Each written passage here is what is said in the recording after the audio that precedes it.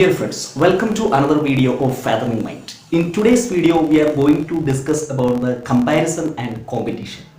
So, if we are looking into today's society, we can see that people are doing comparison and competition. How it happens, comparison and competition. So, merely simply to say, comparison means a measurement which we are giving for ourselves, and this measurement is always subjective, which is dependent on the experiences of the person or abilities of the person, etc. For example, if I am a singer and I see another person is singing well, I may compare myself to that person, my ability to that person. For example, if I am belonging to a middle class family and I see a person going in a car, another person of middle class family going in a car, I just compare myself with them. So the comparing can happen in the case of abilities, other whatever the materials we have and all these areas. And what happens? This comparison can lead people to competition. So how the competition happens? I also want to have the materials like the other person, and I strive for that.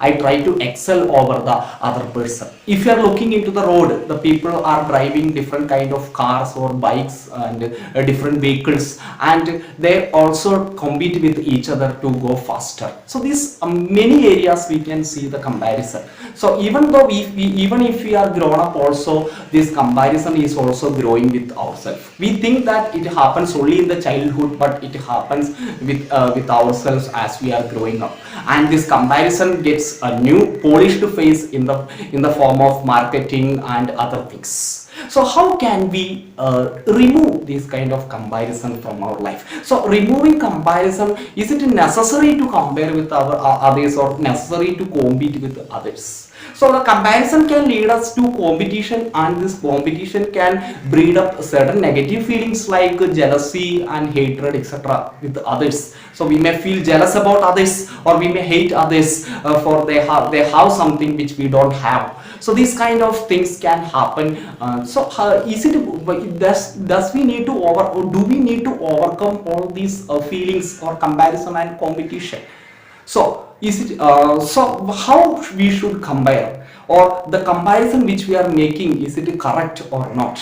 So let us analyze ourselves to understand this with the help of some historical figure. So we can take the life of Sri Buddha. Gautama Buddha. Gautama Buddha was living a very good posh life in the palace, and he was enjoying all the pleasures of the palace, and had a very satisfied life. So one day when he went out of the story goes like this: when he went out of the palace, he saw different type of people. He saw that people are affected by old age, people are affected by sickness, some people are crying. So he understood that the sorrows are existing in the world. Not only there is pleasure, but there is also sorrow in the world. So he started focusing on the sorrows of the people. The sorrows of the people, he started to focus on that. So we know that all the people have got these feelings of comparison and competition, but they have got also the sorrow. So here Buddha got an insight or a call to look it into the sorrows of the people.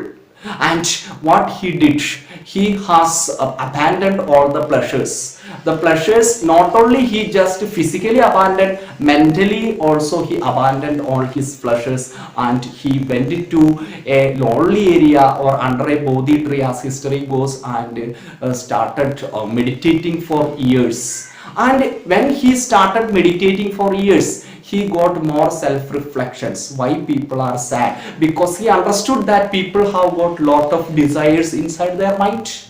Yes, now there are sort of lots of desires inside the mind of the people, and when we see that the other person has got a beautiful house or a beautiful building or something else, we also want to have, that is desire. So we have, the people have got a desire. So he understood that people have got a desire. Then he started thinking how we can eradicate the desire from the minds of the people, and again he started reflecting about eradicating desire from the life of the people. Then he understood that by following the noble truths, right livelihood, and saying truth and all those, by following all these noble truths, a person can come to eradicate the desire from the minds.